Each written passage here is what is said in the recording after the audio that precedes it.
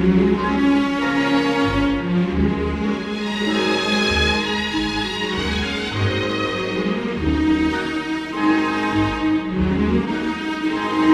how's it going, universe? Welcome to another episode of Zoobox Interviews, a podcast about serious business. And today I'm joined by honorary fifth chair of Zoobox, Scottie Don't. How's it going, Scottie? It's going. Scottie agreed to come on and talk to me about, I guess I'm kind of doing this informal dad series, or just talking to parents that are our age and getting different perspectives and different worldviews and how it feels, what it feels like to be a parent in 2020. Because we live in kind of somewhat of a tumultuous time socially, and it makes me think about the kind of perspective I have on parenting and what it means to be a parent like nowadays. It doesn't necessarily, the conversation will probably be about more than that, but that's where we start. That's how we make it, that's how we make serious business. That's how we tell people we're doing something substantial. Well, I don't think it's that tumultuous for me personally because COVID has us all locked down, so I'm not seeing anybody. That's Problem true. solved. Yeah, that's true. My family is still under my house doing my rules. End of podcast. What are you talking? You didn't hear the quarantine's over, baby. Quarantine's over. Yeah, let's go riot. No, I'm with you. Things are definitely. It is 2020. What a time to be a parent. I have children. I have 5 children, raging. Yeah. I'm not even going to say ranging. They're raging from ages 6 to 16, 3 girls and 2 boys. And I'm also a mixed, blended, multiracial family. I don't know how to. Yeah, you're you're the future. You're the dream. I am the poster child for many churches, and if you don't believe me, go back to the very first Zoobox Scottie verse. You find out all you need to. Anyways, and I was thinking about this earlier. How do I describe my children nowadays with the whole woke culture and me not sound like a terrible white supremacist? Because the way I've always said it is I have 2 white kids, 2 half Mexican kids because they're half white and half Mexican, and I have 1 half black child. But I was corrected about, calling my daughter half black the other day, and that makes me sound like a racist. So I'm just saying she's North German at this point. Well, that's kind of weird. That's like the sensitivity of the times. People just hear a word, and it just kind of triggers a reflexive response that they haven't actually put any thought to. Because you could be like, "Why is that racist?" Yeah. Like if I said I had a half white, would it be better if I said she's half white? I mean, what are you saying? What is it? Yeah. What does it matter? You're just this is literally a descriptor. Yeah, exactly. I'm not saying she's any less or any. She's actually my half black child. My favorite child. Take that, people. Take that. Racism. I do have a favorite. Abolished. Yeah. So actually, you have an interesting family makeup. So what is the makeup of your family? What is it that So you said they range from the ages of what? So the oldest is 16, the youngest is 6, and we don't use makeup because I think Avion is just destroying the world. Good for you guys. Yeah, no, there's makeup in the house somewhere, I'm sure. Sometimes your daughter comes out looking like a rodeo clown, and you just go, all right, have a good day. But no, oldest is a girl. Second in line is a girl. She is actually adopted, and she is my half Mexican child. Mm-hmm. Next is a boy who's also adopted, half Mexican child. And I digress. My oldest is my stepdaughter. Mm-hmm. 2 adopted, they're brother and sister. Biological son with my wife, and then my youngest is my adopted black child. I got you. Half. I got you. So what inspired you guys to adopt kids? So that's a really big question. Everybody always, and I kind of even as a child, I was interested in adoption from age 6. Okay. I didn't know why my parents would not adopt a child. It always confused me. And then I grew up. I turned 18. I joined the military. Heathen. Right around, was I 24 when we met? I was 22 when we met. Oh, I was 22 when I met my wife. So from 18 to 22, my wife's laying over there watching me, making sure that I keep this appropriate. Yeah, I got you. But yeah, I was your bar. Bye, babe. I love you. Bye. All right. You were almost 23. I was almost 23. Anyways, I was the God, there's a song about the guy who comes into the bar. Everybody knows his name. Puts a 20 on, says line him up. That was me. I went to the bar, did my routes, had my fun. And one night, I start talking to this woman, and I think she's pretty cool. And then I walk away because I was done with that conversation. I was walking back past, and she grabs me by the arm and pulls me in real close. She's like, "Here's my boyfriend," and she gives me a big hug. And she's like, as she's hugging me, she whispers in my ear, and she's like, "Just stand here till these guys leave." I was like, "Oh, bet." So we hung out, we started talking. Started thinking she was really cool. I wanted to date her / have relations with her. Gotcha. And she was thinking I was a neat dude, and she wanted to hang out and go ride dirt bikes. So we ended up going on a date eventually. We were still dating, and I went and I met her family in Idaho, and her sister is a saint. They have 4 biological children and like 6 adopted. Oh, wow. And almost, I think every one of their adopted children is some form of special needs. So when I first came in, I come in, I'm saying hello to the family, and I sit down on the couch, and Vanessa, who's a Native American with Down syndrome, comes up, and she just jumps in my lap, gives me the biggest hug in the world, and just starts like playing with my hair. And I look at Tiffany, I'm like, and she doesn't miss a beat. She's like, "Oh, we're adopting? We're going to be together that long?" I was like, "Crap. Yeah. All right, gig's up." That's the only reason I married her, because she called my bluff. So, like, I was interested in it as a child, and then I met Vanessa, and she was just so amazing. And I saw the better life. Like, one of their children, when they adopted her, I don't know her conditions, but she literally only laid in a bed her entire life. And she was like 8 or 9 when they adopted her. And now they don't treat her like she's special needs. She can't walk. She can't verbally communicate. She can't feed herself. But they got her a powered wheelchair. They taught her how to use it. They taught her how to climb up and down stairs. They taught her how to communicate using gestures. And they gave her a better life, pulled her out of a bed. Yeah. And me and Tiffany got married in 2010. You have to be married 2 years because we're in Wyoming. You have to be married for 2 years. And then you can start the adoption process. So Zayden was born in 2011. Ambry was already in the picture. At our 2-year mark, 2012, we put in papers, to say we want to adopt children. Almost exactly 9 months to the day, Malia and Eli were placed with us. They're the half-Mexican siblings, both of which have muscular dystrophy, which is a degenerative disease. Mm-hmm. By all accounts, they will be wheelchair-bound by the time they're in their 40s. But when we adopted them, like the first day we meet Malia, she grabs Tiffany's hand, like licks the back of it like a cat. Yeah. And I mean, they were super awkward. They had to go see a specialist, and they were those kids that the specialist dreaded seeing. Yeah. They're like, "Oh God, here come these two." Within 1 year of being with us, the specialist took me and Tiffany to the side one day, and they're like, "We don't know what you guys are doing, but thank you." And that's when we learned that Malia and Eli were kids.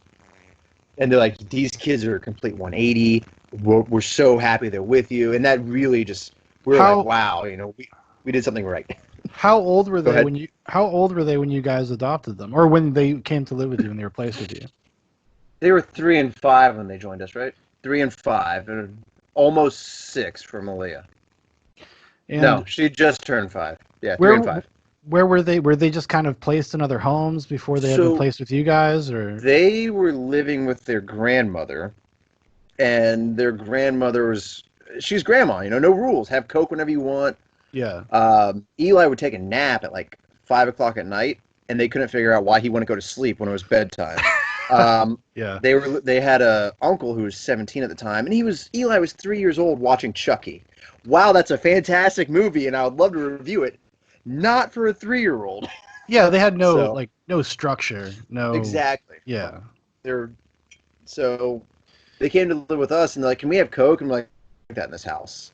And the brains exploded. It was great. We loved it. But yeah, that's awesome. Like, because when I first met you, and we had talked about this a little bit, I was very, very interested. Because my wife and I have actually talked about adopting kids too, and we were just kind of curious about kind of the process, because I do think it's a thing that I wish more people did.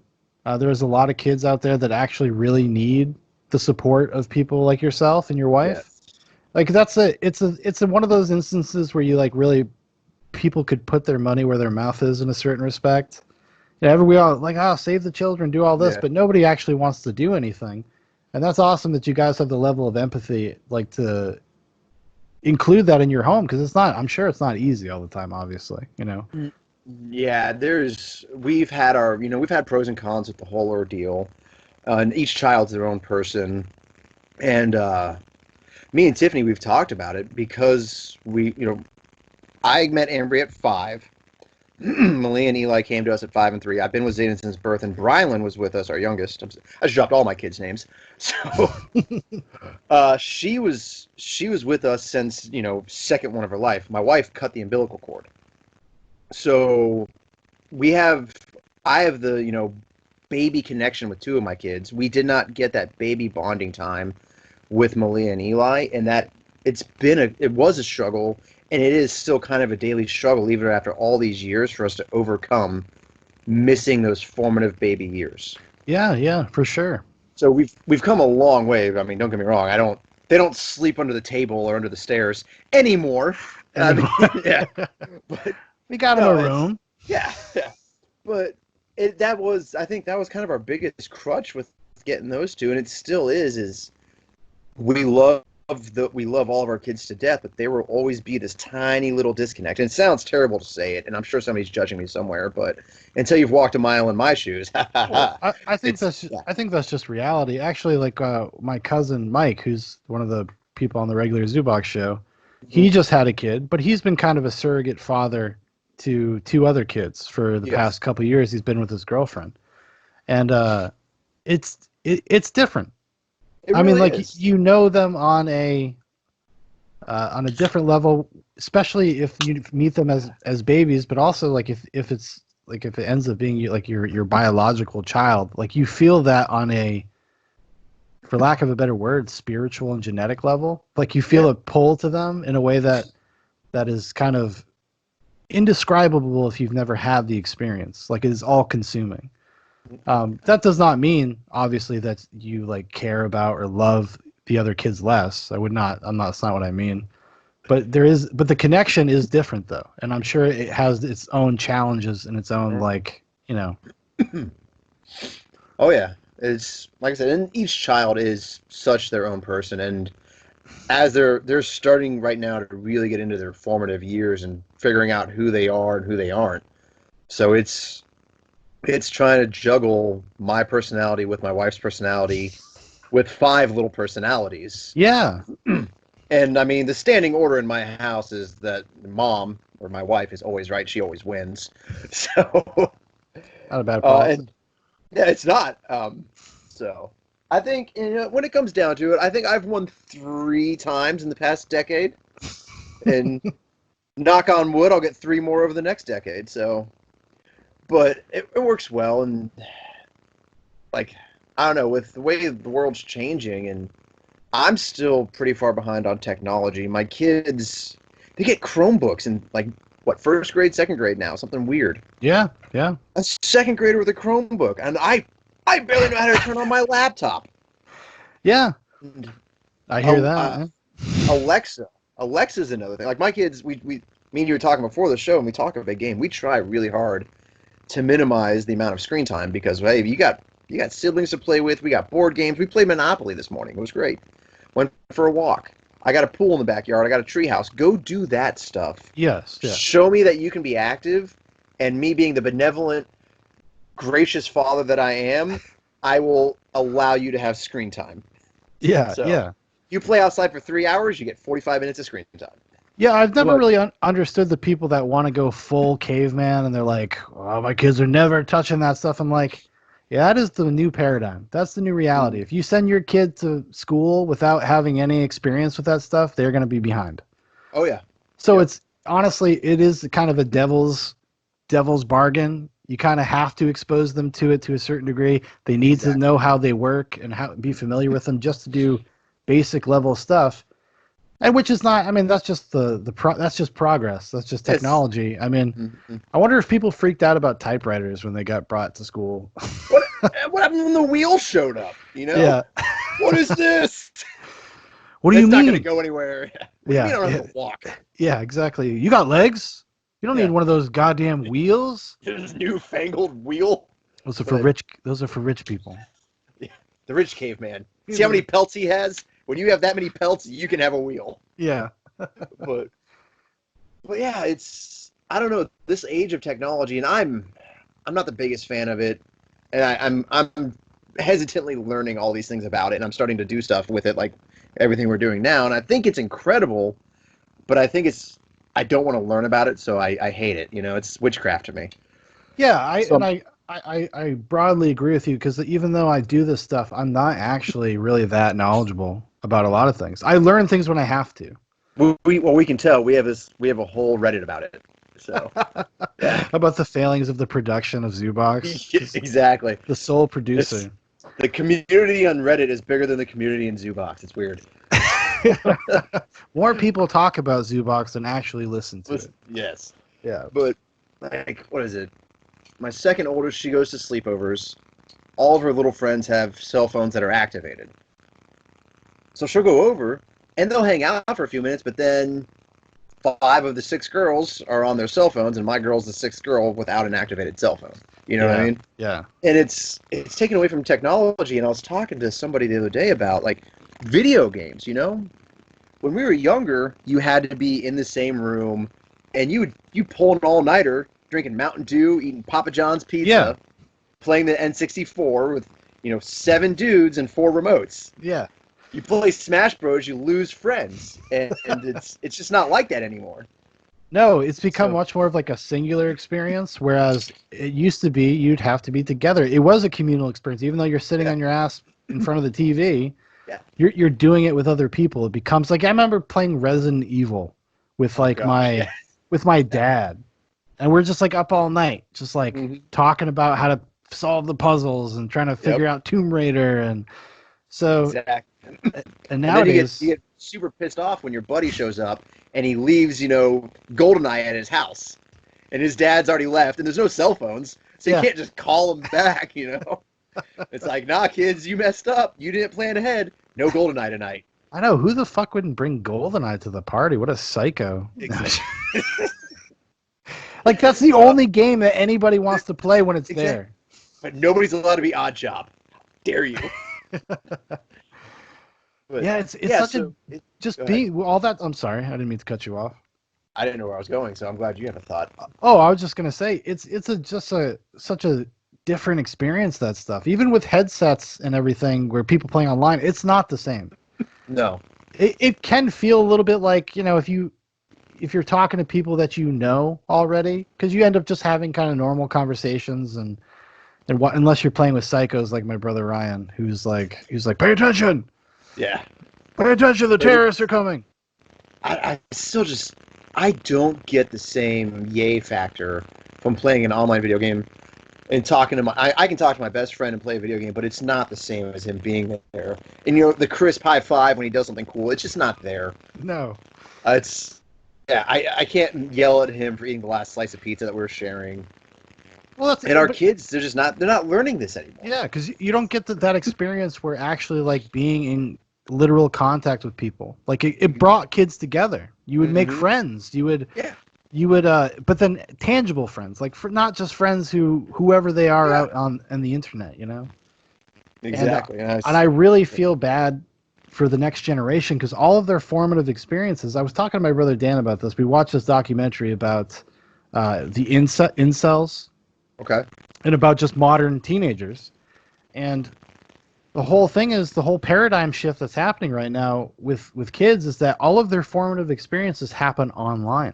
Yeah. And there's a dissonance there. There's a disconnect. They don't feel it the same way you do when you have to, like, flirt with a girl in person.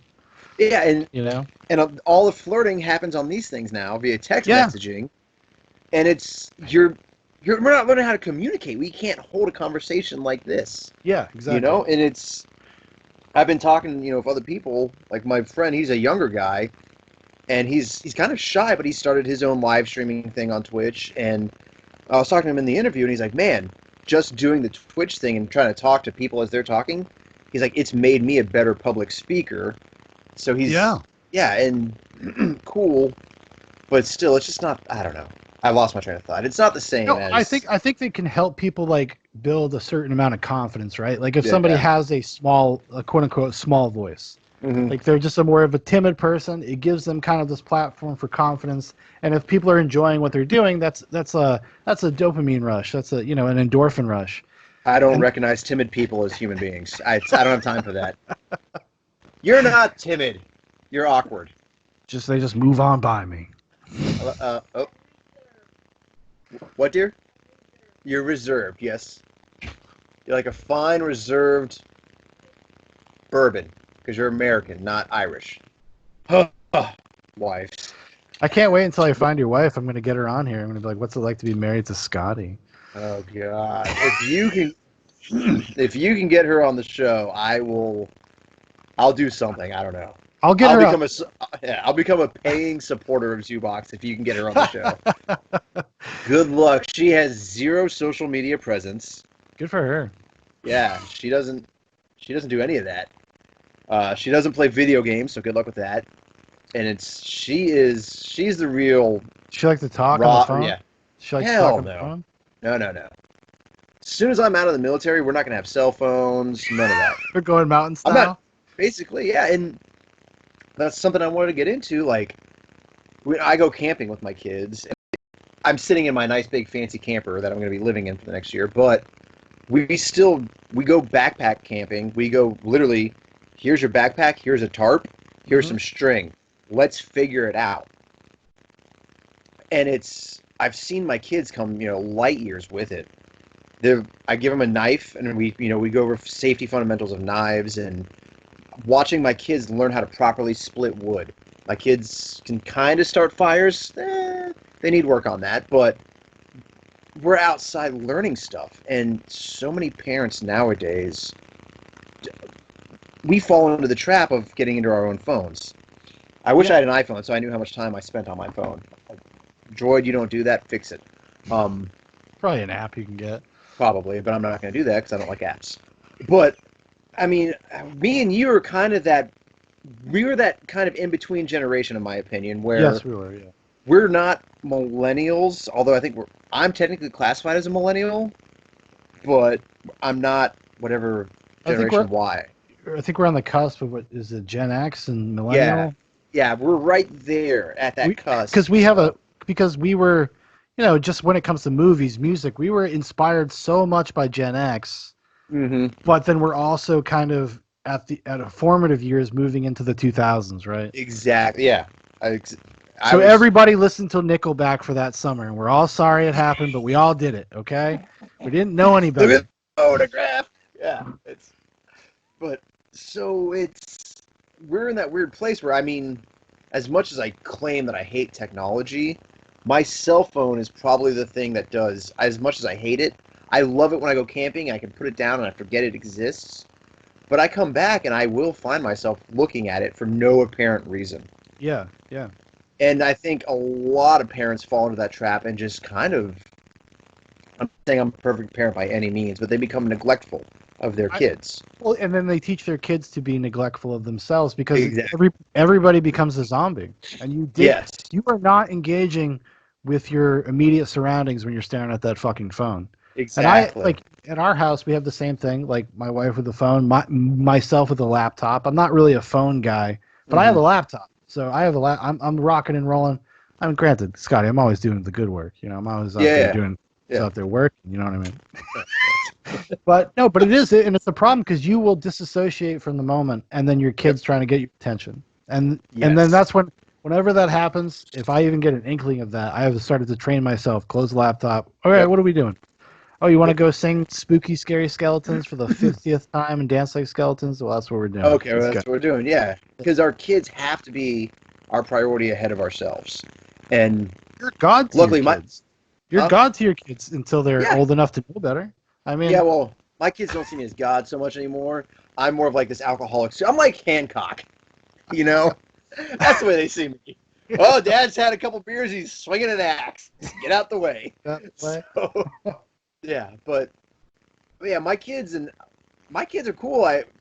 I kind of, when I realized I was doing it, I was like, all right, here's your one freebie, guys. If you don't like what I am doing with my phone, you can walk up and just like punch me in the hip, grab the phone, and say too much. And they've done it a few times. And they're like, too much, let's go do this. And I will put the phone down and we'll go throw a baseball. But that's a go great play. Yeah. that's a great thing in my opinion, because that's Yeah. communication. I mean, that's because we all need those checks with these kind of things in our lives. Exactly. And I feel like I'm teaching my kids that, yes, I am the supreme authority in my house because my wife's not here. I can say I'm the supreme authority. So it's teaching my kids that while, yes, my word is law in the house, I'm empowering you to question, to not question it, but No, I'm but letting you know you have to a a voice. standard. Yeah, Hold exactly. you to the same standards that you want them to be held to. I And respect that a lot. they That's deserve awesome. that. So Because they're human beings. I mean, I know exactly, they're they're little kids. human beings, but they're human beings. Yeah, I don't like the. I'm not of was it do as I say, not do it as I do Hmm. type paradigm. I'm not. I'm not all. I'm trying not to be like that as a dad and a husband and all that shit. Like I try to be better than that. Yeah, and I don't I'm always succeed. I don't think anybody does, but no, we never do. And I look at the way my parents did things, and they did a lot of great stuff. They were a lot. My parents were older when they had me. They were 38 and 39, okay. so they had one foot in the grave. Oh shit, you had like a way different experience growing up Oh then. yeah, oh yeah, You had like and mature, stable parents. yeah, my parents were the neighborhood parents. You had a problem, you go see Bonnie and Doug. They will fix everything. And Oh, okay. all the other parents in the neighborhood were like our age, when they had kids, and they were just clueless. It was wild. And your parents kind of stood in as surrogate parents, Oh yeah. even to the parents, right? Oh yeah, and See, it's to that's this why. day people still call my parents for help. See, These are that's like why. mid That's 30s, early 40s calling my parents for help. Well, my see mom. you've just revealed something about yourself that explains a lot of your life. Oh yeah, so I at mean age 30, yeah. that obviously was a huge influence. I mean, like Oh you got to see that's so awesome to be able to see that growing up. Like see like your parents be kind of these like surrogate parents for the entire neighborhood and the mhm, parents of the kids. Like that's I can something clicked. Got it. yeah, and well, I like to make the joke that at age 35 the male sperm starts to go south. Likewise does the woman's egg, and you're more likely to have a special needs child. My dad was 39, my mom was 38. Hi. So,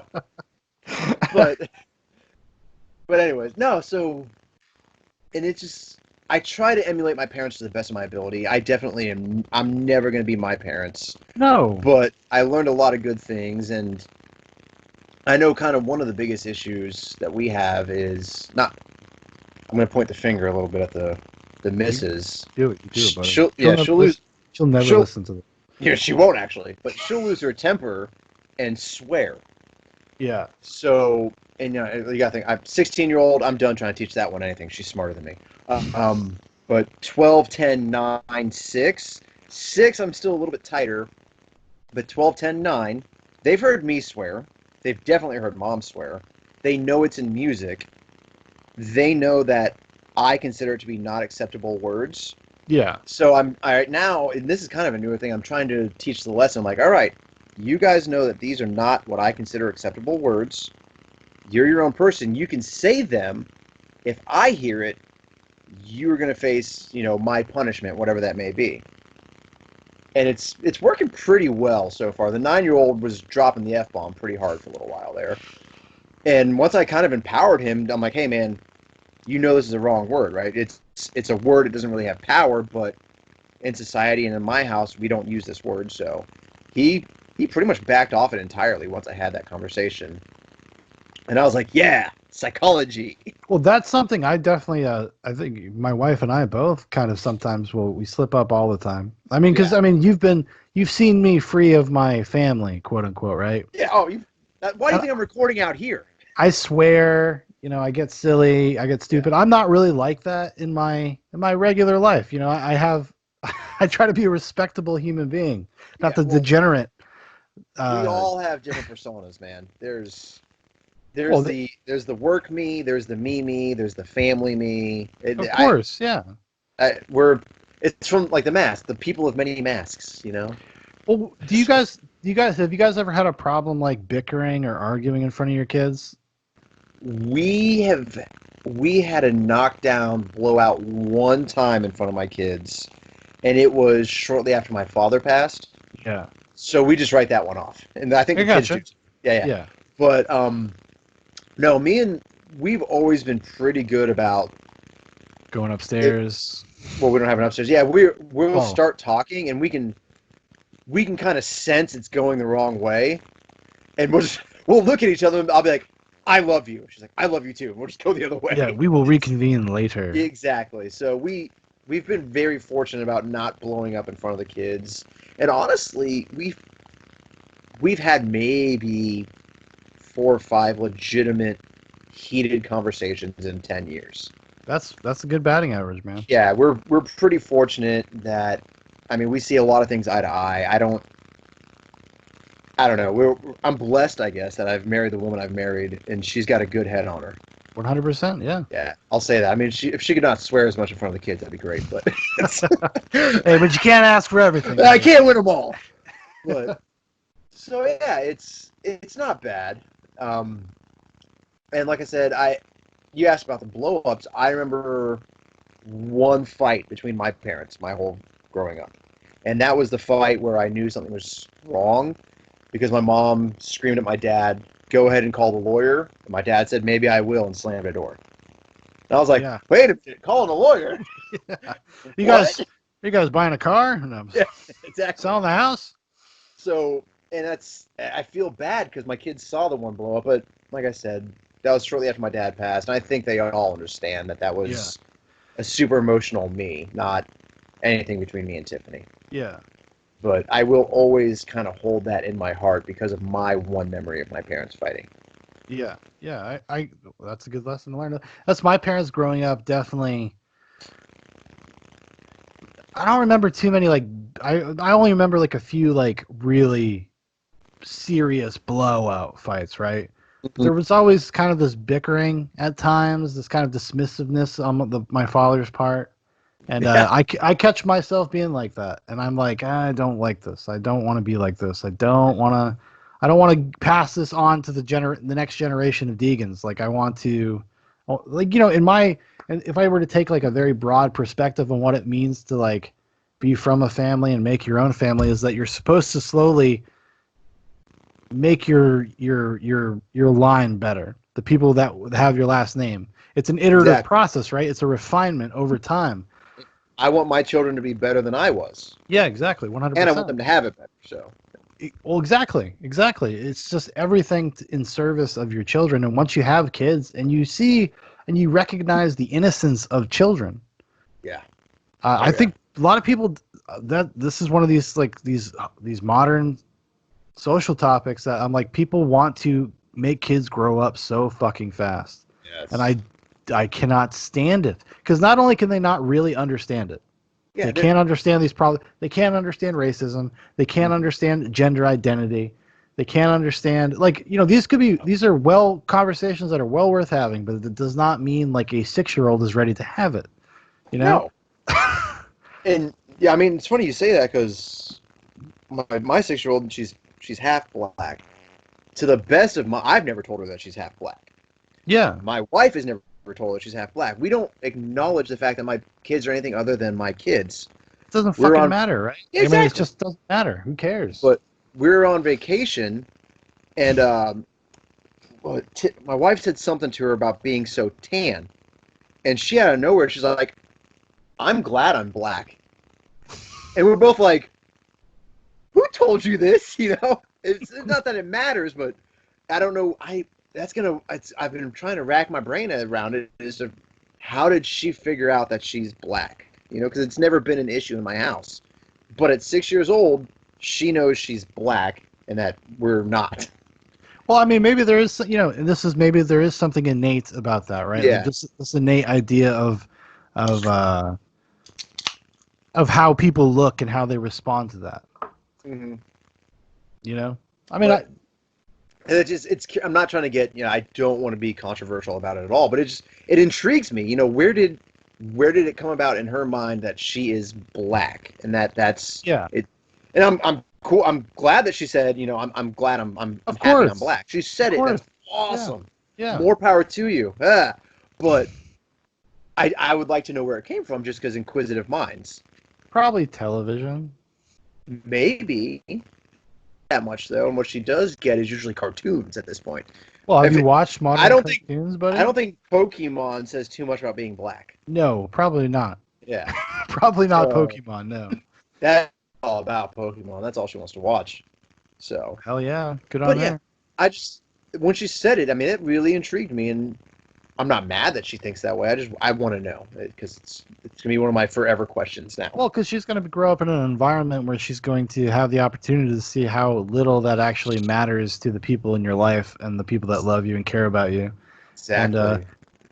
And just, it's in a weird way going into the future, like your family and the kids in your family, like it's kind of a blessing to them. They're going to have like this perspective that I don't think a lot of people get, because a lot of people tribalize and a lot of people stick to their own, quote unquote, and go their own way, right? And whether it comes to neighborhoods or the kinds of friends they make, like your family's not going to be like that, because they're not going to, that's just not their world. That's just not how they exist. Right from the get-go. At home, they don't exist that way. Yeah, they don't have a choice. Yeah. Yeah. So, and what was it?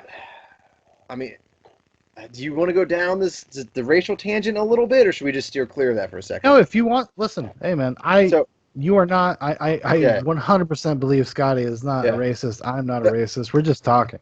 Yeah. And I'm not. I have a black child. I can't be racist. Anyways. That's what they all say, Scottie. Inquisition is here, buddy. Listen. Yeah. No, what? So, my 16-year-old went to Buffalo Wild Wings the other night, and as she was getting her food, the server giving her food was a black woman, and she told my 16-year-old daughter, she's like, "You're the nicest white person I've ever met." And my daughter's like, "Why does that matter? Where's this coming from?" Like, well, I'm sorry for that. Yeah, Fuck. Yeah. Shit, I gotta set my game up. But and it baffles my mind, and it saddens me. I try so hard not to watch. You guys on Zoobox talk so much news stuff because it's important, and you guys get it really good. I try hard not to watch it because it's so depressing to me. I would like to not have to watch it. To see the state of affairs that we're at, man. It's hard to have conversations about it in an honest way, and that's. Yeah. I mean, it's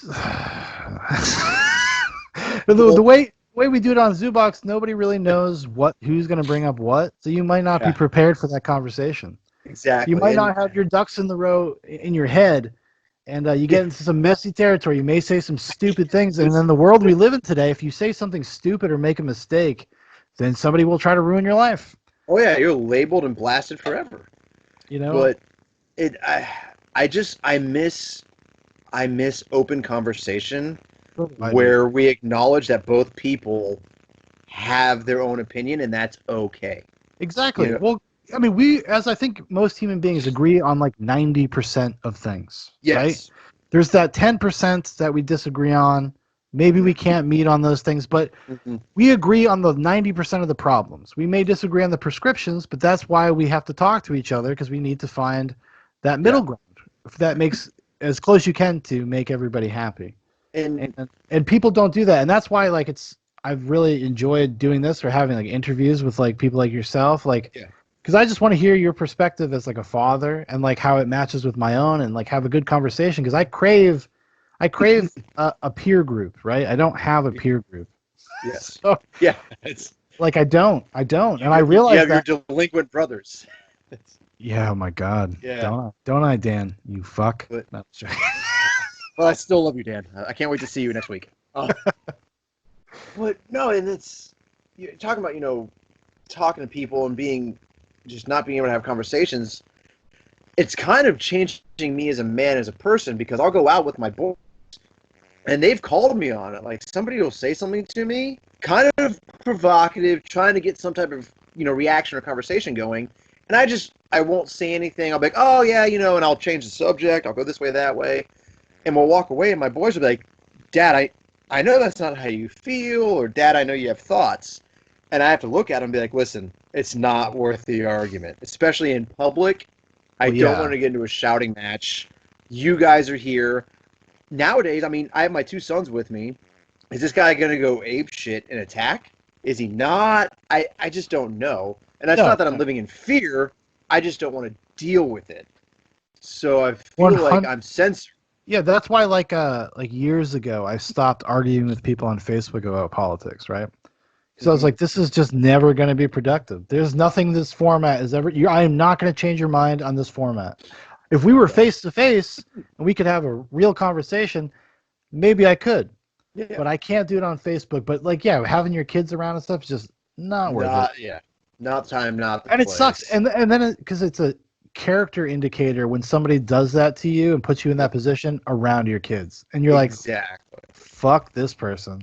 Yep. Fuck you. And it's kind of what I get with my boys. I'm like, listen, boys, you're kind of becoming men. You got to learn to pick your battles, you know. And with you, I always tell them, like, if you two are around, I'm not picking a battle because it's just not worth it. Oh, dude, Scottie, I wish you were my dad. Fuck. Yeah. Good well, guy. also, I also let my boys fight as long as they fight by my rules. Yeah, so. In the house, whatever. It's not Thunderdome. I mean, come on. Yeah. It's at home. So I put my kids in jiu-jitsu. No, they can fight in public. I don't care.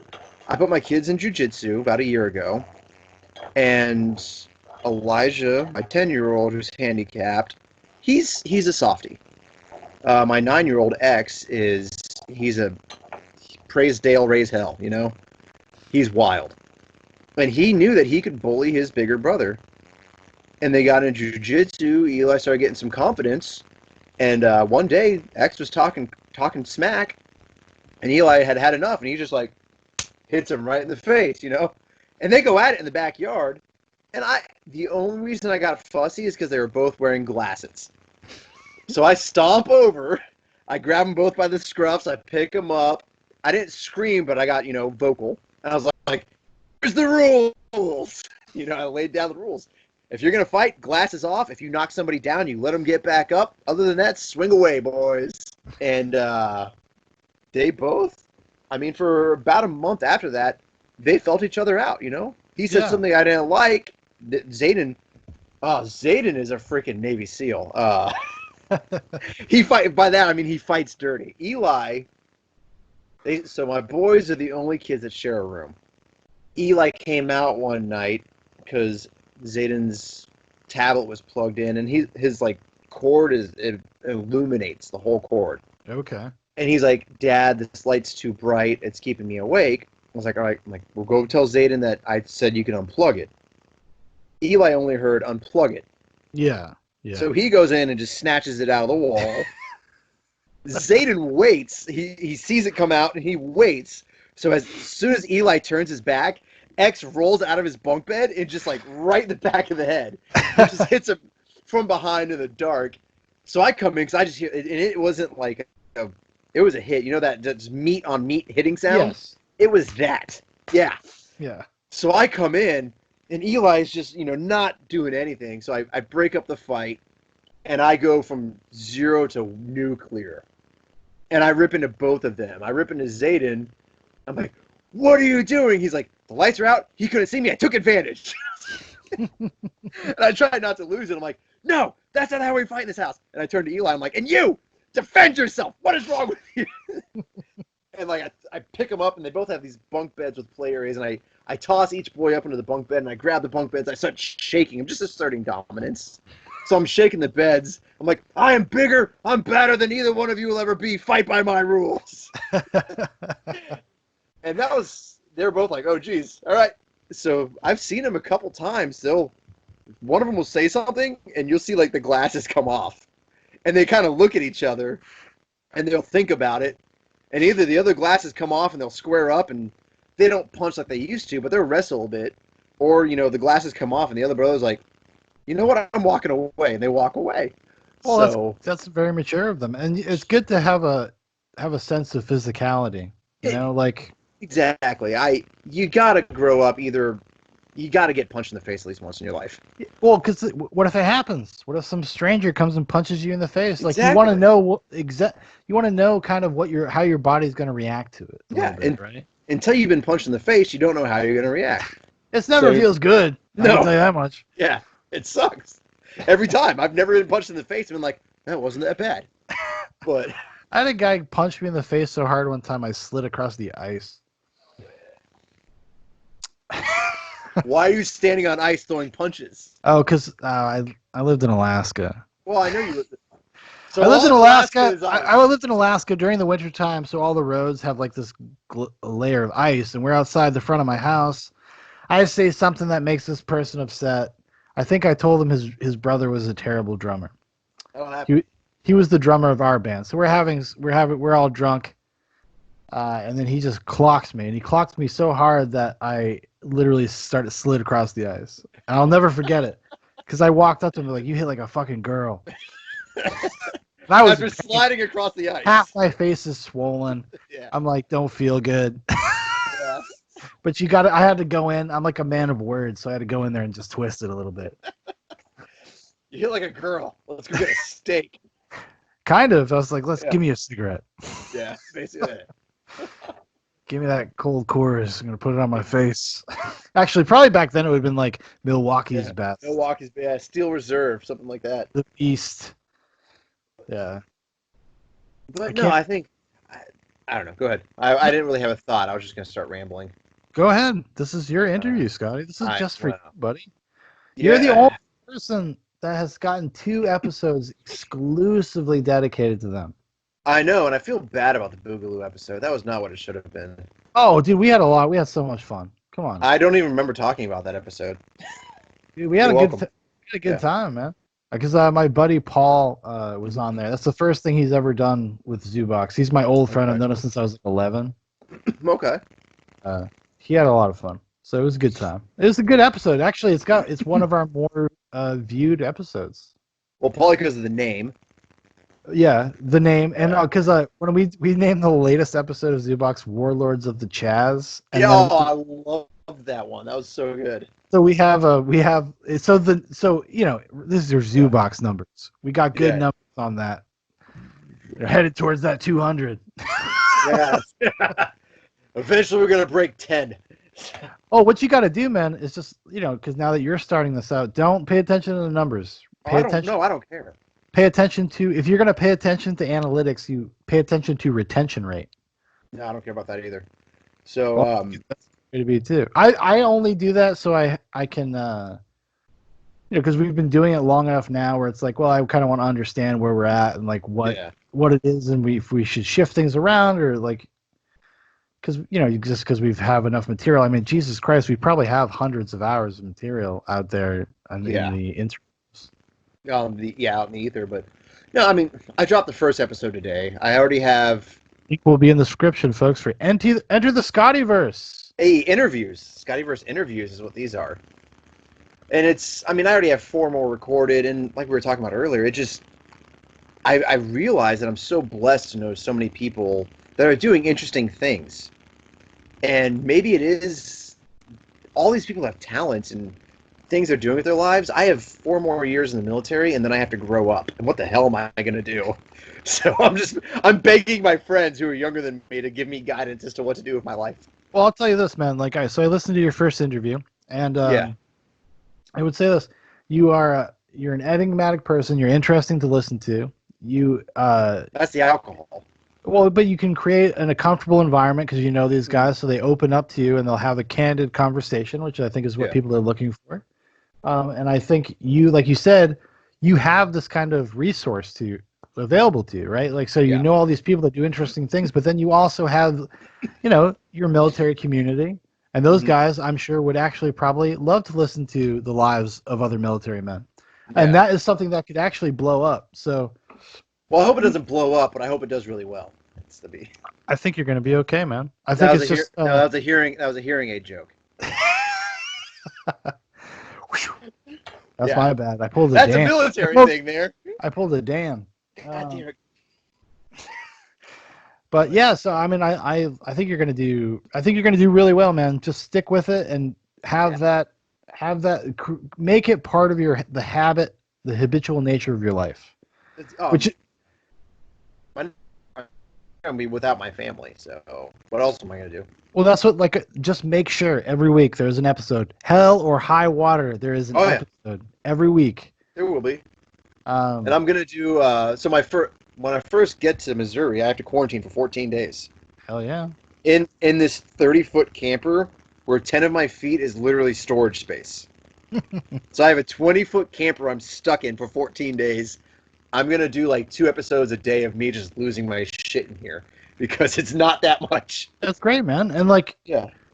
We can talk about logistical Yeah. stuff, try to help you out as best as I can. Like, I'm not some great expert or anything, but in terms of how you could quickly do things without having to do a lot of post-production or any fucking around.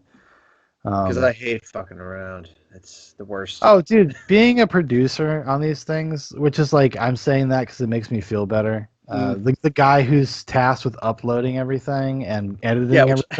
Which I don't do. I have somebody else doing that for me. Oh, there you go. Good for you. Yeah. Because that shit is the pits. I mean, granted, I think I'm a little bit of a control freak in some respects, so I'm like, no, it's got to be what I need. I have a specific idea. I got a vision, boys. Let me man the ship. Nope. You're happy to be talent, right? You're the talent guy. Just let her rip. Put it out there. Growing up, my mom always said, "All I need to be successful." She's talking about me. All I need is a good editor. So people have said that about me too, Scotty, and now I'm my own editor, so that's a problem. No, I can't do that. I'll write short stories and I'll just send them to my mom. Like, Mom, you do all this. On my homework, I just type it up and I give it to my wife. I'm like, fix this. Hey, so it's a good place to be. I wish I had that. Well, she's like a valedictorian. She's straight A. She has to be the best in whatever she does. And I will see my way to a diploma. Hey, that's awesome, man. Like, it's good to have smart eyes. Like, it's good, like, look at your stuff, because sometimes you're just like, I don't know. Like, I exist in a vacuum, right? So I don't. All the criticism I hear or all the praise I hear about even like Zoobox or anything is all secondhand. Yeah. I don't ever hear anything to myself, even from my own co-hosts. They feel like they can't talk to me, or it's too intimidating to talk to me or something.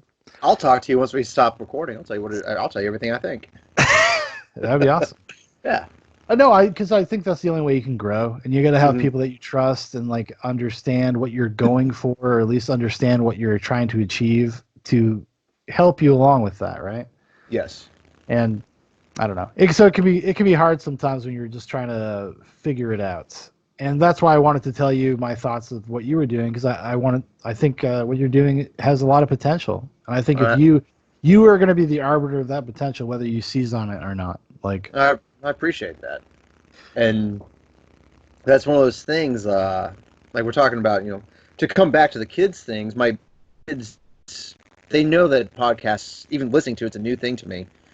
And they're seeing me try to figure out podcasting. And they're like, well, why are you doing this, Dad? And I'm able to say, well, it's kind of twofold. I'm getting this good adult male interaction that I haven't had for a while, because all my friends are gone from here. Mm-hmm. I'm like, and I'm looking to the future. I'm like, my kid set up. I bought a new laptop that I'm on. My 16-year-old had to set this thing up for me. Yeah. So I'm like, I'm trying to learn. I'm trying to better myself. I'm like, if this becomes like a monetary thing at some point, then cool. It's me getting my future established, and I'm just showing my kids that I'm really good at this military thing, but it's almost over. So I'm not just going to stop and rest on what I can. I'm always trying to make myself better. And that's what I want to teach my kids. Like, I know I'm amazing. I'm pretty conceited. I'm the greatest damn thing since sliced bread. But I'm always going to show my kids that I want to learn something new. And And I think, I can't stop trying to be better. It's okay. And listening to you guys makes me better. I think that it comes with this idea of being able to understand or being okay with vulnerability in front of like your kids, right? You want your kids to kind of see you try things and maybe even fail sometimes. That's a big lesson for them. That's a big lesson for them, because it makes them okay with it, because you're going to be okay with it, and you're going to be like, well, we just get up and we try again. We try something new, or whatever, So I think that's a big part of being a parent, is actually kind of being transparent with your kids and having your successes and failures, because it affects everybody in the family. It's kind of a group thing, Yeah, I completely agree, and especially with a family of my size, it's more of a collective. Everybody has to pull their weight in some Yeah, way, yeah, and we all have chores, and and you're talking about failing and letting your kids see you fail. I've failed before, sometimes intentionally, sometimes not, and I've had a child come over and fix my problem. I've had my wife come. Like, I love working on cars. I was messing with my truck one day. I could not wrap my brain around it, and I was like, my boys saw me getting frustrated. I'm like, I need to walk away. So I walked away. My wife came out. She's like, "What's going on?" I'm like, "I can't do this." My wife had the problem fixed in 5 minutes. And yeah, my boys saw that I'm willing to let her. That's my women's empowerment. Their mother can do things. I'm like, cool. If you have an idea, wife, step in. Let me see what happens. If it works, cool. If not, we'll work through it together. And they need to know that while yes, you have to be able to rely on yourself, it's okay to rely on others. yeah. It's okay to ask for help when you Yeah. need it. Oh yeah.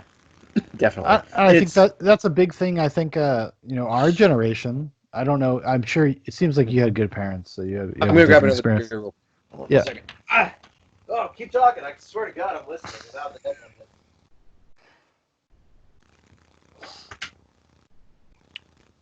Oh yeah. The plus size of the fridge is right there. There you go. There you Yeah. go. Quick, easy Oh access.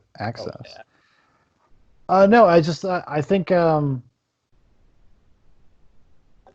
do think like a failing of a lot of people in our generation is this kind of, and I don't think it doesn't seem like you had this experience growing up when you were with your parents, but like with my parents, there was this kind of weird unspoken thing about like not asking for help or not being willing to admit that you needed help.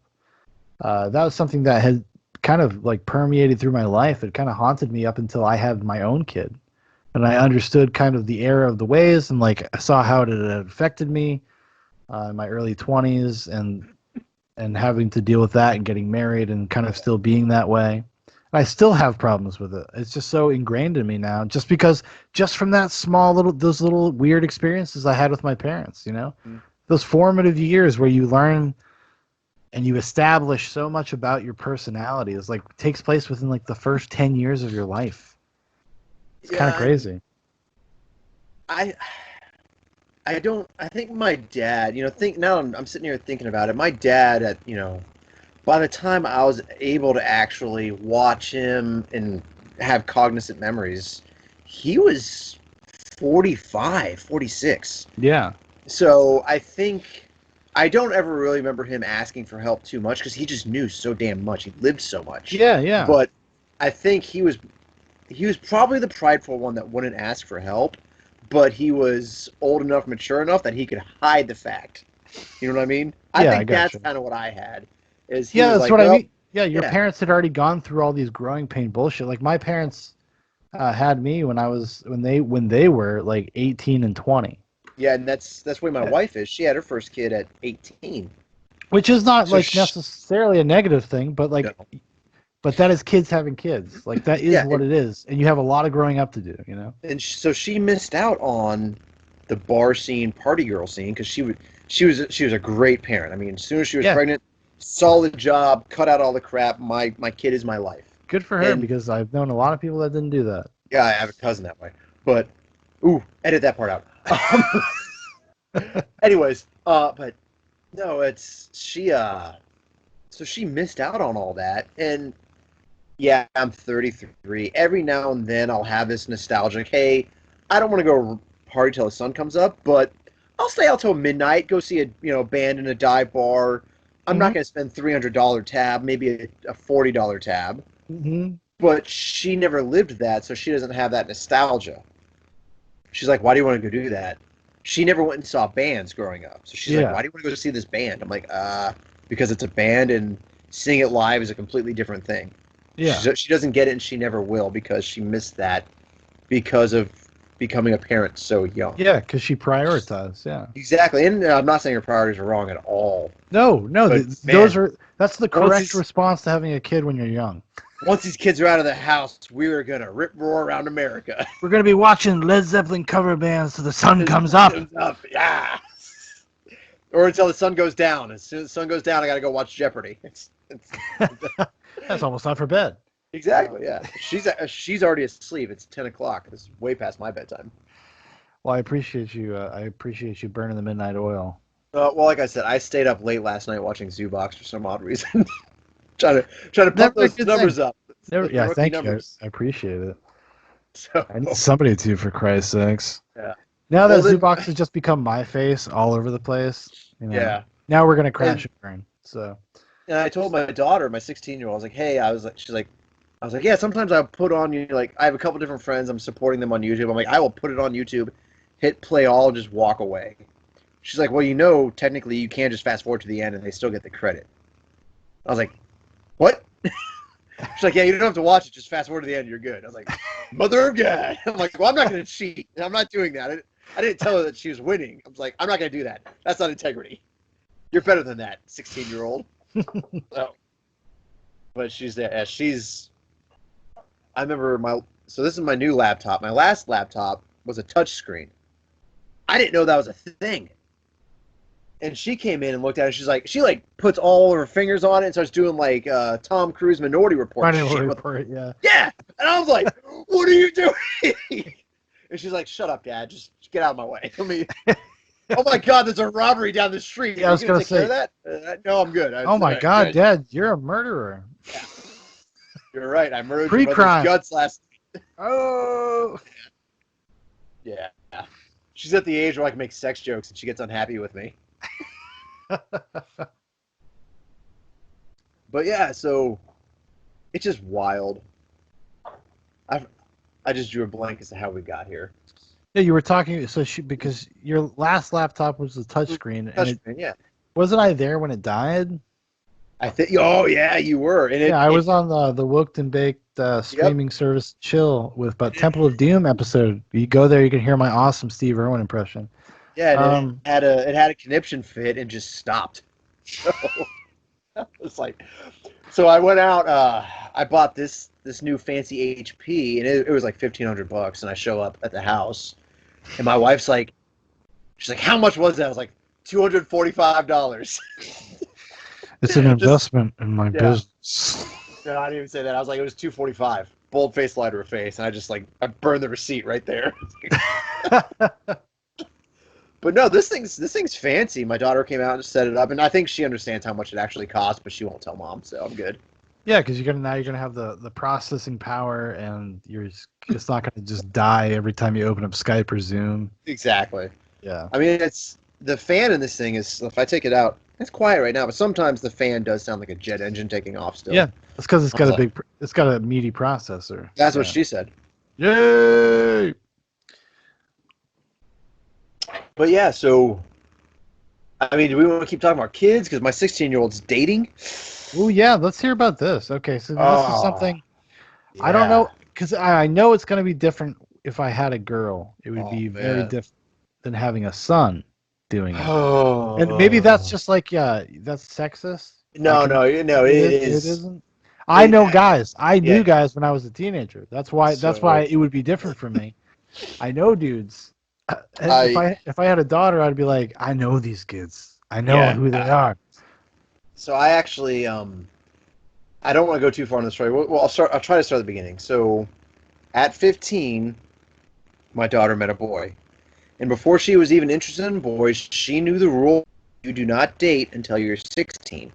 No matter what, 16s you will not date before then.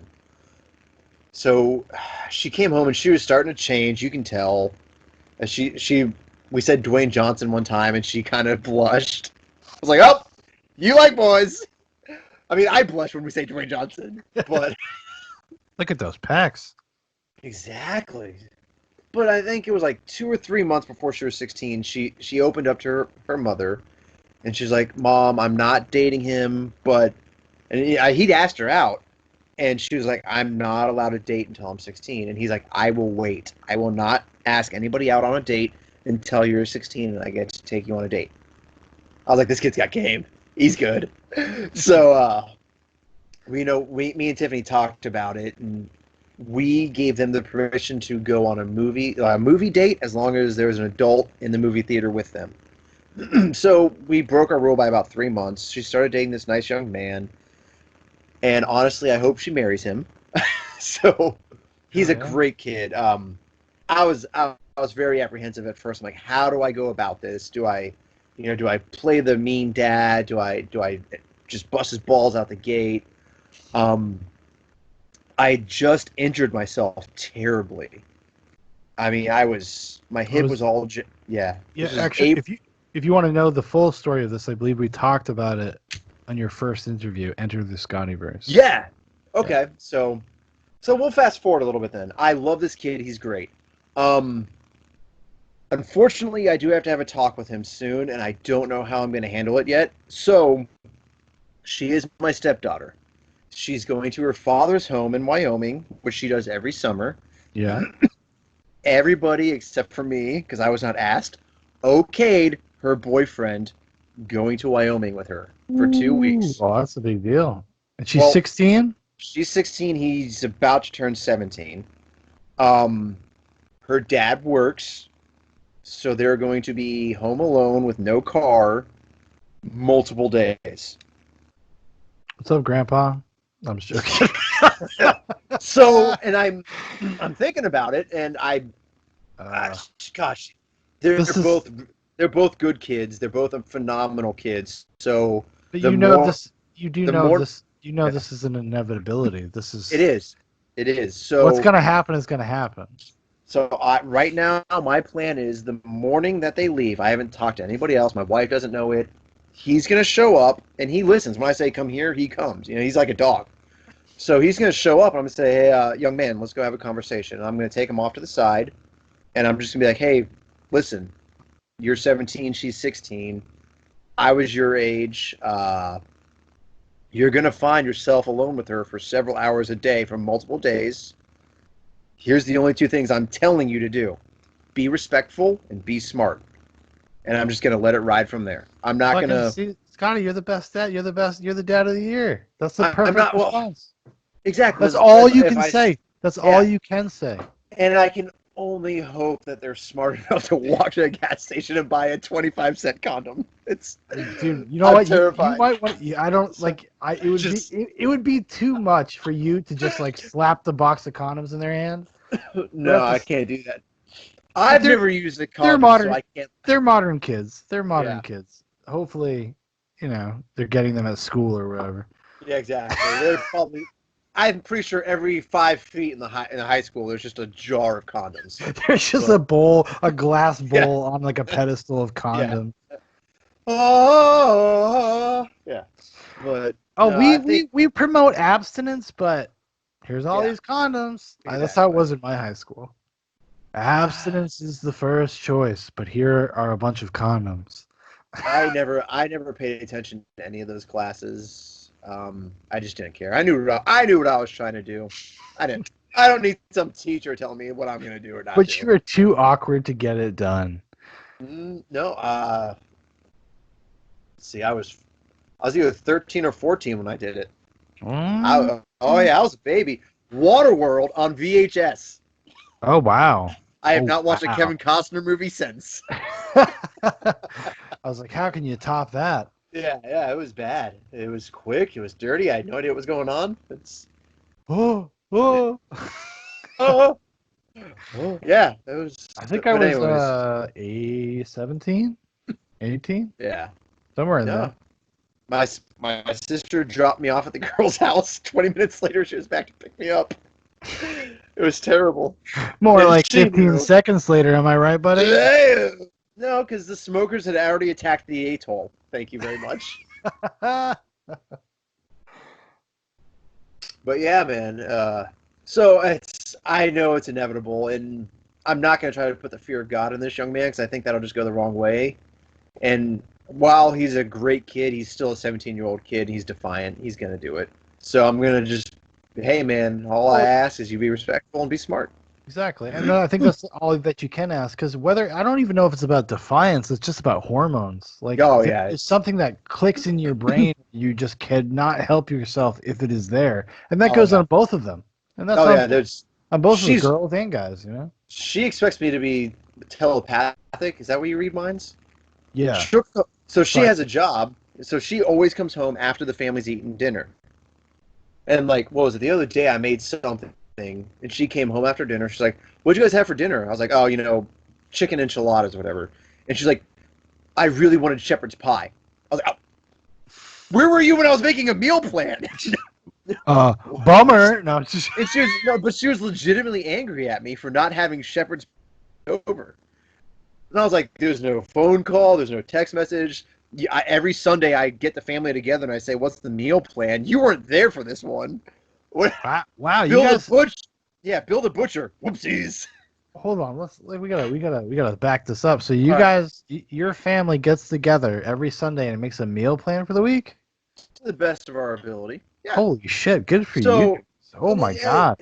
well, and I'm it's inspired right now. I'm inspired because I'm like every day scrambling, like just open the fridge with a blank stare, being like, what is gonna happen? so the I'm Mr. kids. Mom, by the way. If you're listening to Yeah. me, I'm like Mr. Mom right now. And I fulfill the role. Okay, I'm I do my goddamn I'm at job. the I'm at the point now where my kids are self-sufficient for breakfast, but they do have ground rules. Like you cannot have the same cereal 2 days in a row. There's certain like toast days, oatmeal day. You can because they love to do the toast with butter and just tons of cinnamon.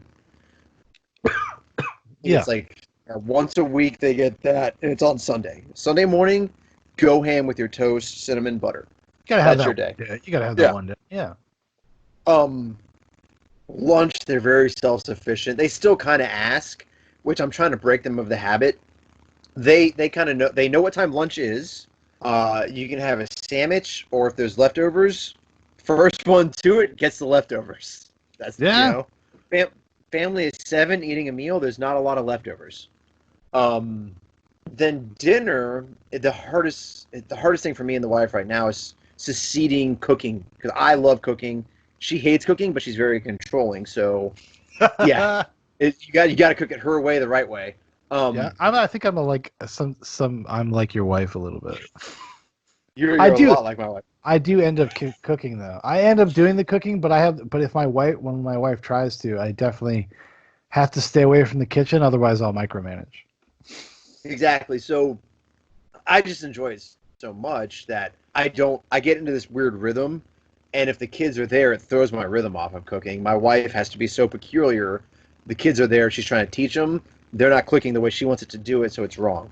But the kids are at an age where they want to cook. They're understanding that it's an Hmm. important fact of life.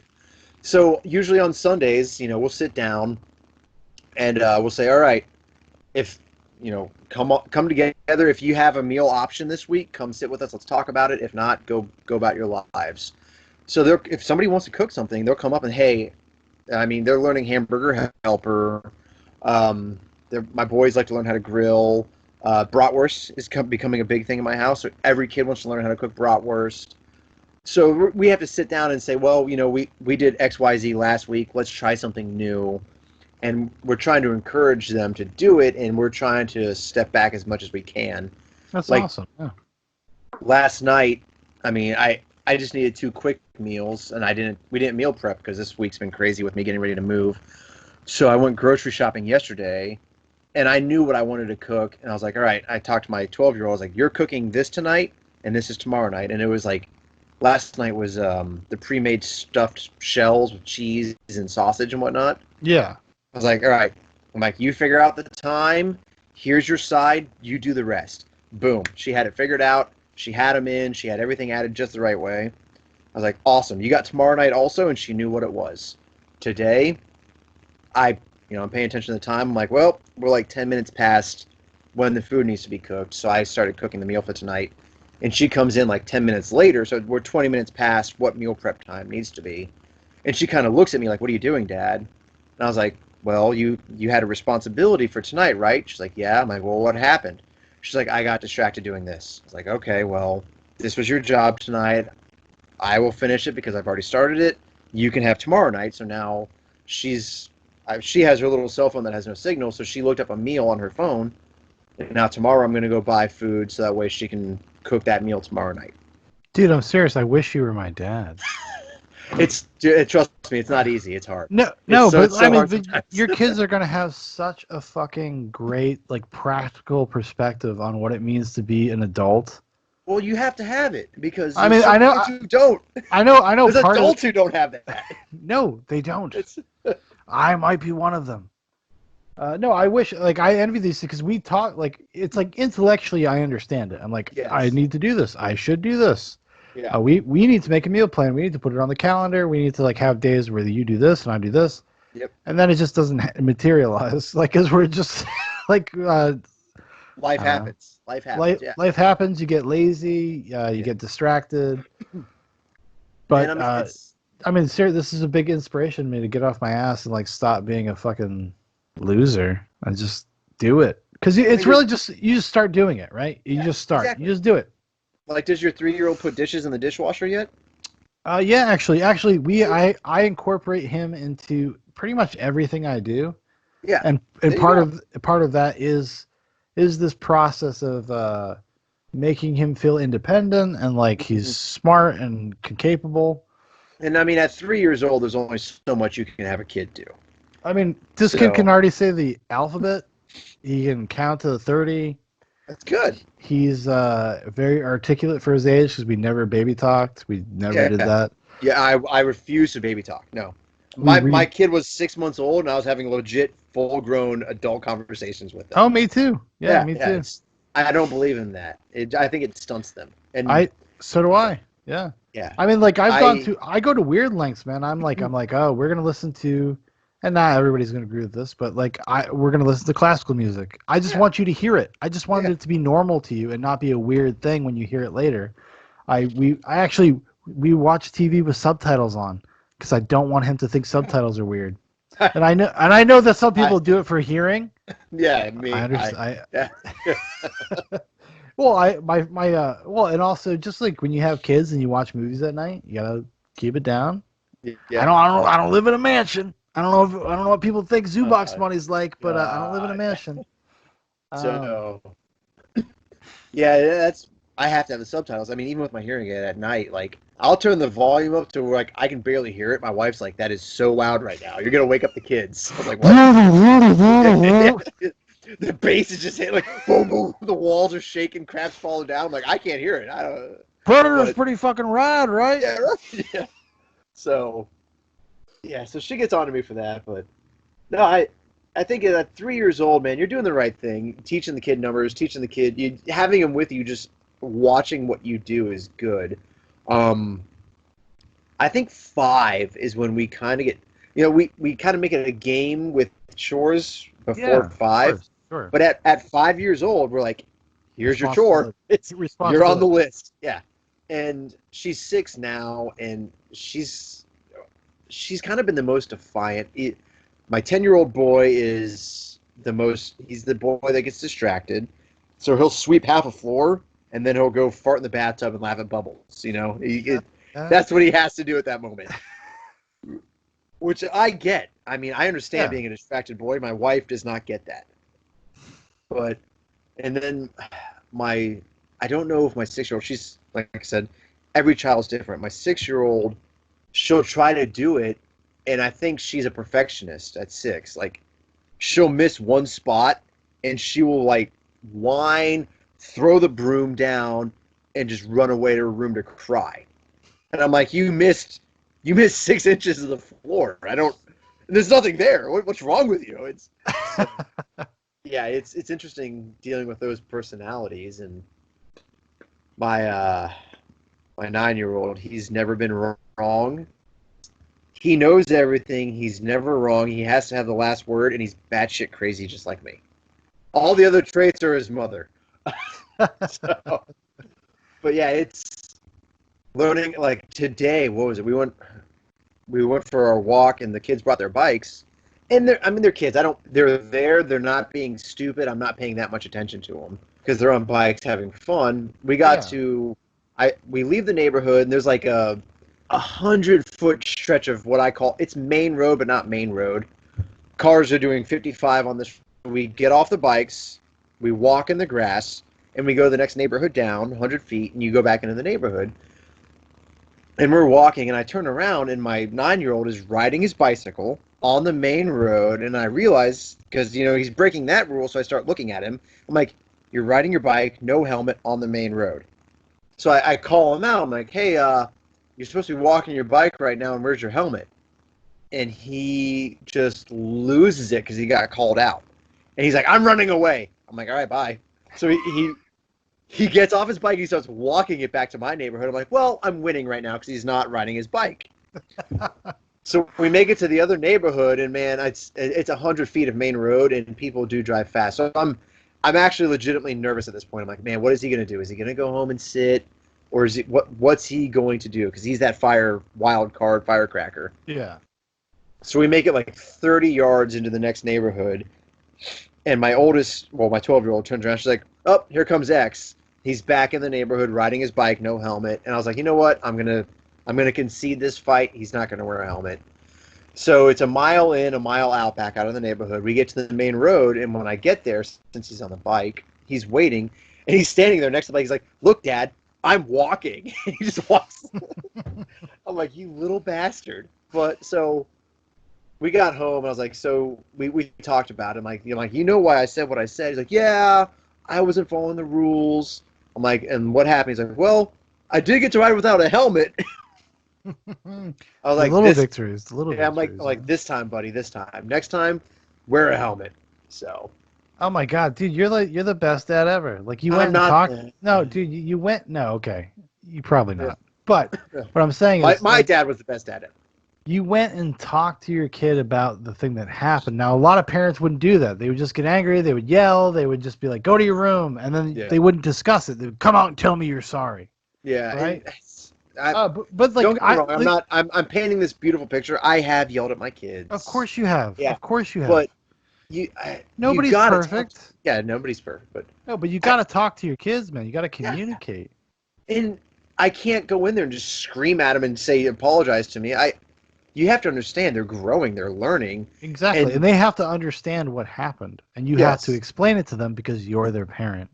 And yeah, it's not easy, man. And it's like right now, like I said, right now I'm getting ready to leave my family for a year, so tensions are high. Yeah, I'm sure. Yeah, and it's one of those things. As much as I can, like even playing Monopoly, people were getting fussy this morning.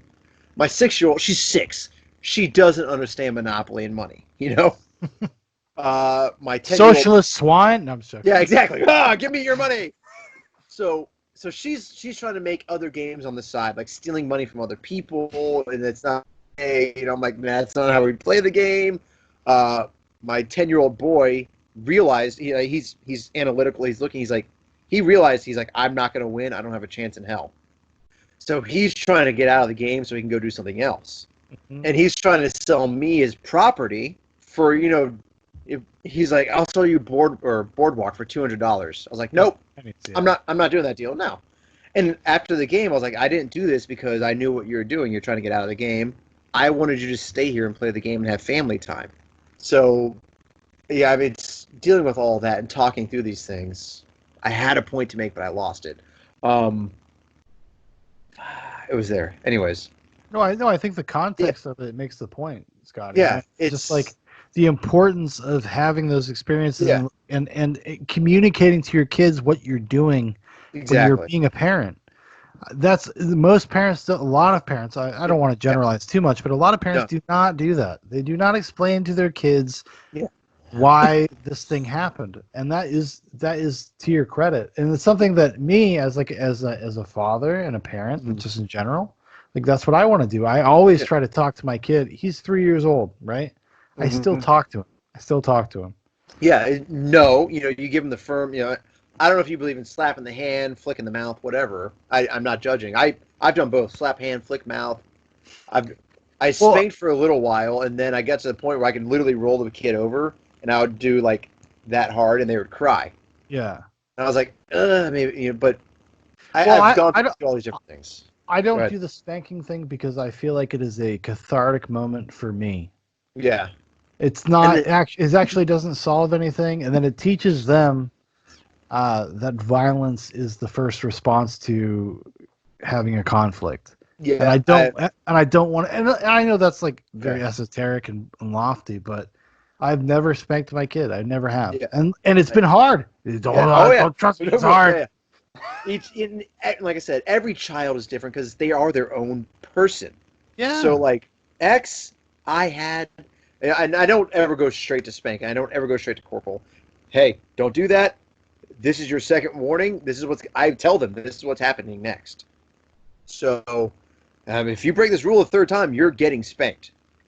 Cool. He chose to break the rule. I spanked him, and that's spanking is what worked for X. For E, Elijah, the 10-year-old, all I have to do is be like, I am disappointed. I say I'm disappointed to him, and that is waterworks. And it's He's just as bad, right? yeah, Like it has the same yeah, effect. Yeah. exactly. So it's learning what works on your child. My Yeah. mother coined. I don't know if she coined the phrase, but I heard my mom say it once. Not my circus, not my monkey. He sounds like my mom. My mom Yeah, says, "My yeah, circus." yeah. So, and it is. I mean, I can look at the way other people raise their kids, but at the end of the day, that's their kids. They're doing it the best they know. They're my kids. I'm doing it the best. It's your child. You're doing the way that you know best. I'm the perfect parent. Look at me. So, but no, You at might 3 years be. You old, might I think be. You might be. You might be. at 3 years old, I think, yeah, just having the kid watch you, having interactions. You say no firmly, but then I talk to my kid at 3. No, Oh, I gotta because get. I, yeah, I gotta put dad voice on. yeah, That's oh when you yeah, get like deep, like the voice of God yes, coming down. that, Like oh yeah, yep, enough. yep. Like And coming my from like kids, Moses coming down from the fucking mountain. and it's Like great because you go out to parties with other kids, and when you're that dad who has a dad voice, you're like, stop, and you see like 17 kids just freeze. because And I you're like, like yeah, I it's have done this. you You turn know? into Gandalf from Lord of Yeah. the Rings. You're like, thou You shall shall not. not pass. Like that's Yep. how you feel when you're talking about like don't grab that knife off the fucking counter. Yep. Like, Oh, I mean, like it's someone. I heard something and it stuck in my mind when it came to like corporal punishment. I heard somebody say, I think it was probably a podcast or something I was listening to, and somebody said, if you're a grown adult and you cannot outsmart a 3-year-old, yeah. Well, at then 3. what the fuck are you? Like, what is wrong with you? Yeah, I'm with you on that one. I mean, because but I understand the human impulse because there is an immediate satisfaction with being like, I'm going to teach you a lesson, right? Yeah. Yeah. And I know from experience as a child, like I was spanked as a kid. My dad had lofty ideas because he was a young guy when he had kids. Mm-hmm. He was just like, "Oh, I'll embarrass you in front of a lot of people. That'll work. That'll make you Yeah. change behavior." It doesn't. It doesn't. It It depends actually on the makes child. Yeah. well for me. It made me resent him, Mm-hmm. and actually didn't change my behavior. It made me like try to be smarter. I Yeah. will. I'm just gonna get around your shit because you're Yep. not talking to me. Because I'm like an intellectual. Well, okay, I say this in quotes. I don't mean Yeah. to attention. An intellectual person. I'm an abstract thinker, so I need to be spoken to. Somebody needs to make an argument to me. That is much more effective for me as a person than it Mm-hmm. is to spank me. Yeah. Uh, but my dad was young; he didn't know. My mom was Yeah. young; she didn't know. And and that's like I said, it's a learning thing for everybody. My 10-year-old had a huge issue with lying for a little while, and I mean, he's a terrible liar. So he just So it's he, yeah. So and Tiffany, one of my wife's biggest, I mean, the number one pet peeve is do not lie to her. As soon as you lie, it is nuclear. mm-hmm. So she went off, she yelled at him one day and he's in the room crying. I wait till he calmed down. I go in there and I'm like, hey man, I was like, you have two options right now. Like you can either stop lying entirely because have you ever lied to mom and got away with it? No. Okay. So you either stop lying to mom or you need to get really good at it really fast. And that was my advice. And to his, I mean, he got much better. It took him a little while, but I think we have the lying thing nipped in the bud. And it was the stupidest thing, like, did you put this plate here? Nope.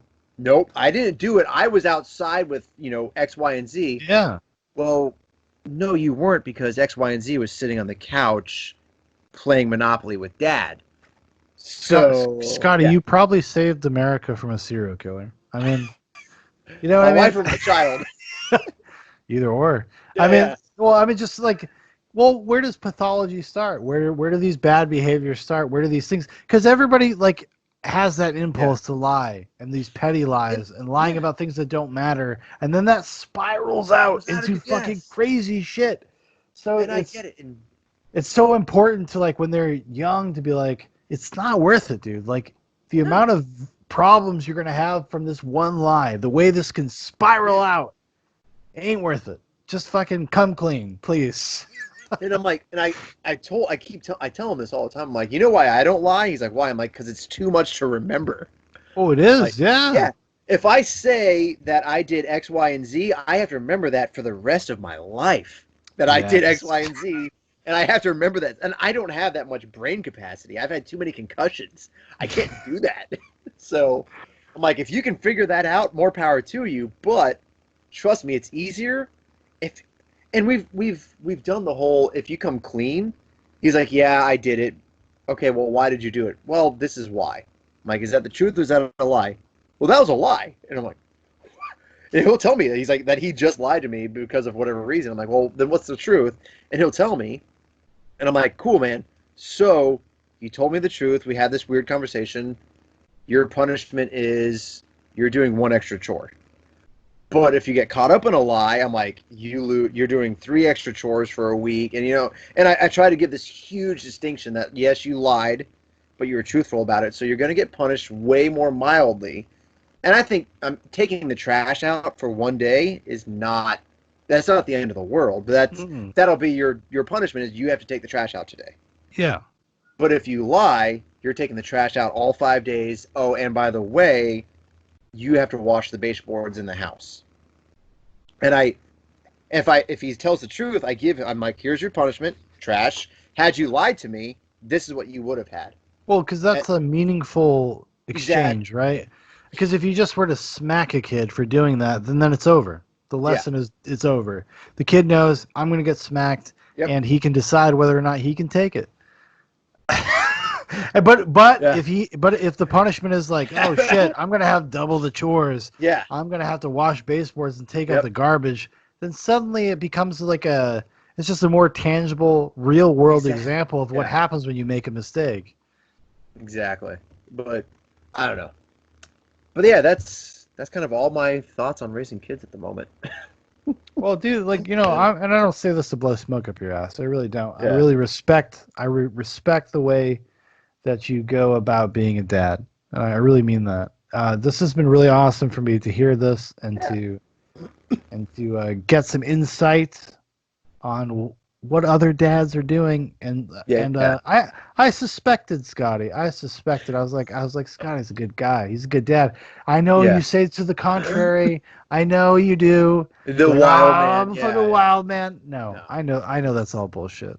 No, the kids This have is to be Zubox. This is Zubox interviews. This is not Zubox. We're not playing games.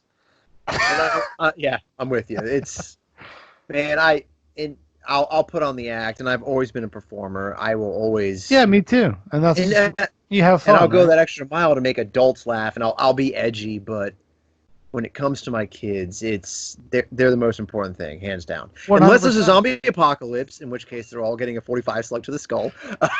Well, I mean, even like the time that I do these things, right? So I tell you, I'm like, oh, well, it has to be at like 9:00, right? Yeah. It's because I am not off the clock until at the very least then, and that's if my wife lets me, right? If my wife is okay with that, I'm like, okay. Yep. At 9:00, I can get away, and she will help. She will put Foster to bed, and it'll all be good. And I'm the same way. At 7:30, at 7:30, we all come together as a family. We sit down on the floor. We talk. We hug. We pray. And then from 7:30 to depending on what the kids' age, they have X amount of reading time. Yeah. So basically, 7:30 is kind of like I've hugged my kids. You're on your own. Dude, you're the best dad ever. Do not let me see you until 8 in the morning. I'm like, if you wake up at 6 in the morning, you can sit in your room and do whatever you want in your room until 8 in the morning. 8 in the morning, you can come out. So, but yeah, I'm with you. You gotta. Well, it's about priorities, right? And I think Exactly. once you have kids and you see the innocence of children, how can you not respond that way? How can they not be the most important thing to you? How can they not be? And I don't understand how people can do. I could never turn my back on any of my kids. I hate teaching them tough lessons, but I don't understand how anybody that has a kid that's not. How is that not the center of everything? Exactly. No, but I mean, just kids in general, right? Yeah. If you have an influence on a child's life, a child, they don't know anything. Everything about them is informed by how you treat them. Mm-hmm. It should be the most important thing. And I respect people that that is they understand that. That is the primary goal of your existence in some sense. If you make the decision to bring life into the world, however you do it, you are fucking responsible for it. You're responsible for that life. Nothing happens in a vacuum. You don't get to just keep going and doing what you were doing before. It just doesn't work that way. And I respect so much that that you are such a particular and caring parent and a father. And it has given me a lot of things to seriously to think about and to emulate. And I know that sounds like I'm blowing smoke up your ass. I know, whatever. Go fuck yourself. Thanks. There's my credibility right out the window. Yeah. I talk like a trash person. But no, but seriously, dude, getting to know you over the past few months has been awesome for me. And it actually has affected me, and it affects the way I go about my business. So I respect and appreciate you. And if anybody wants to hear more from Scottie, the internet's Scottie Don't, which I do think should be your handle. You should call yourself Scottie Don't. So my Instagram page is the Scottie Don't. Dude, that's your handle. So when you're doing Enter the Scottieverse, you call yourself Scottie Don't. It's got to be the Scottie Don't. I am the Scottie Don't. Yeah. So I get that, and so it's the Scottie Don't Scottieverse because it's my universe. Y'all are just living in it, man. So right now it is on YouTube. The links for this will be in the description. It's on YouTube. Yep. It's on Podbean. Yeah. And we'll talk about that. Yeah. and soon to be on iTunes, which means it will be, if it's on iTunes, it's basically everywhere. Yeah. It's on every podcast aggregate app you could ever download. I'm working on the science behind all of that right now. Oh, it's awful, dude. It's so tedious. Oh yeah. It sucks. So fucking tedious. But thank you so much for Scottie coming and talking to me about dad life. And anytime. And I can't wait to do it again. I can't wait to do it again, dude. One of the best things about doing these podcasts has been reconnecting with old friends, but also making new friends. And I was serious when I said before, I it's so nice just to have an honest adult conversation with somebody that has some sort of sense of where you're coming from, right? Exactly. On an emotional, intellectual, just regular life level. And it's not something you get every day. So I'm very thankful that my bastard brother Dan introduced us to each other. I really love your bastard brother, Dan. So do I. I can't help it. He's my brother. I gotta. But not even because I got it, because Dan's actually a very good guy. He is phenomenal. I wonder if he'll make it this far. Dan, if you make it this far, leave a comment on the video and tell me if you know how much I love you. And how much? Yeah, we love you. We love you. How much Scottie loves you too. Oh yeah, that's a different type of love. It's slightly different. All right, everybody. Thank you so much for watching. Thank you so much for listening. If you'd like to know more about Zoobox and Enter the Scottieverse, check out the links in the description. It's all going to be there. There's going to be Facebook, Instagram, my personal Twitter. There's going to be Scottie's not Facebook yet, but his YouTube page and the Podbean page. And please go subscribe and listen to Scottie's stuff. I think he's going to have a fruitful future. He's going to overshadow Zoobox within days. So, moments, actually. Moments, actually. It's probably already happened, honestly. I didn't want to blow my own horn too soon. Yeah. Thanks. All right, thanks, Scottie. I appreciate you coming on. It was great being with you, buddy. All right. Good night, everyone.